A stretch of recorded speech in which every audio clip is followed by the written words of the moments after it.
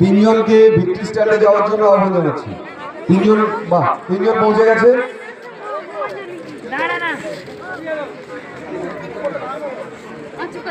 আচ্ছা, তিনজনের হাতে পুরস্কার প্রদান করার জন্য মুখ্য ক্রীড়া পরিচালক সৌগত প্রধান মহাশয়কে আহ্বান জানাচ্ছি।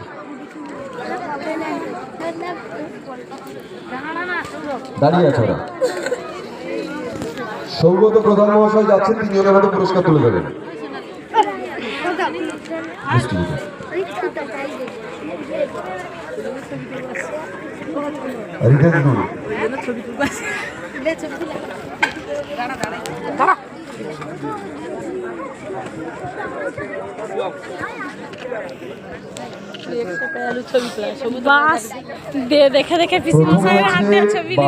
বালিকা ক বিভাগ জোগাড়, প্রথম হচ্ছে শ্রাবণী মন্ডল, হাতে পুরস্কার তুলে দেওয়া হচ্ছে।